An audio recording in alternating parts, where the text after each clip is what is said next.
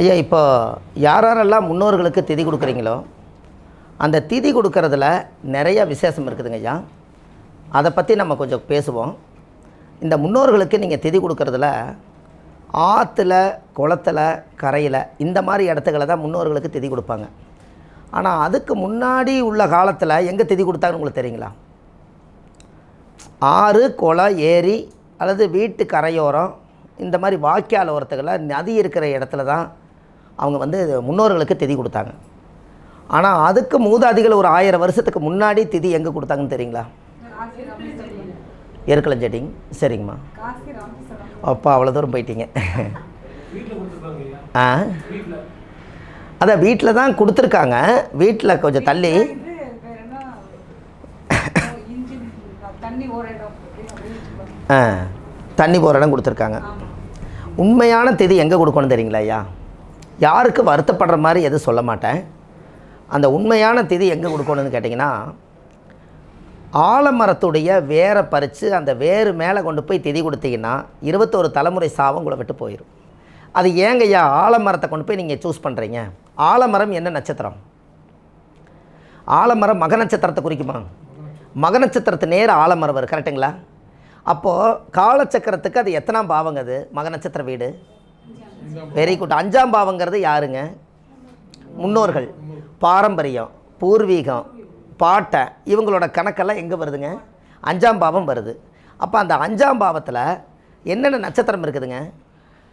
மக நட்சத்திரம் இருக்குது. இப்போ நீங்கள் ஒரு வம்சத்தை உருவாக்குறதுக்கு திருமண பொருத்தம் பார்க்குறீங்க இல்லையா?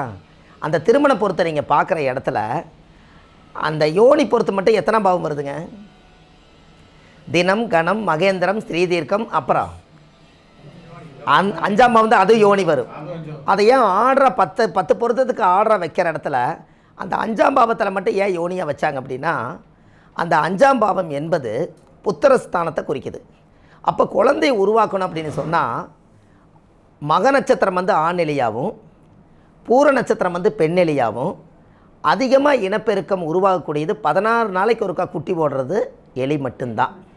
அதனால தான் அங்கே வந்து அதிகமான இனப்பெருக்கம் இருக்கிறதுனால தான் 5ஆம் பாவம் யோனின்னு வச்சு அதன் மூலியமாக குழந்தைய உற்பத்தியாகி கொண்டு வந்திருக்காங்க. புரியுதுங்களா ஐயா? அதானே? அப்போது அந்த 5ஆம் பாவத்துக்குள்ளே அந்த மக நட்சத்திரங்கிற ஆலமரம் அங்கே இருக்குது. அப்போ அந்த பூர்வீகத்தினுள்ள முன்னோர்கள் எல்லாம் பிறந்து காலமாயிட்டாங்கன்னா ஆலமரம் போல் தலைக்குன்னு சொல்லித்தானே அவங்க வாழ்த்துவாங்க. ஆள் போல் தலைச்சு அருகு போல் வேரூன்றி அப்படித்தானே அந்த காலத்தில் வாழ்த்துறாங்க. அப்போ அந்த ஆலமரத்திட்ட கொடுக்கும்போது நீங்கள் அந்த பிண்டத்தை கொண்டு போய் வேரை பறித்து அந்த வேறு கட்ட பிராமணரை கூட்டிகிட்டு போய் தர்ப்பப்பில்லு வராதுக்கு முன்னாடி அந்த ஆலமர வேரில் கொண்டு போய் நீங்கள் எத்தனை பிண்டம் கொடுக்குறீங்களோ அத்தனை பிண்டத்தையும் அந்த மக நட்சத்திர வழியாக மேலே பூலோகத்துக்கு போய் கேதுங்கிறது மோட்சத்துக்கு போய் அடுத்த பிறவி உருவாகுது. எப்படி? அப்போ அது யோனி தானுங்க ஐயா.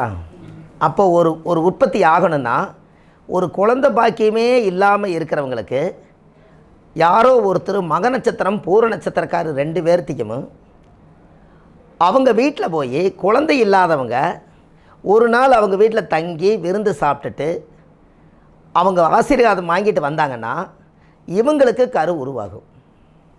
ஏன்னா இவங்க 2 பேர் தானே ஆணிலையும் பெண்ணிலையாக வருது. இனப்பெருக்கம் எங்கே இருக்குது? அப்போ மக நட்சத்திரமும் பூர நட்சத்திரமும் 2 பேரும் சேர்ந்து அந்த இனப்பெருக்கத்தை உருவாக்குனதே அங்கே தான் வருது.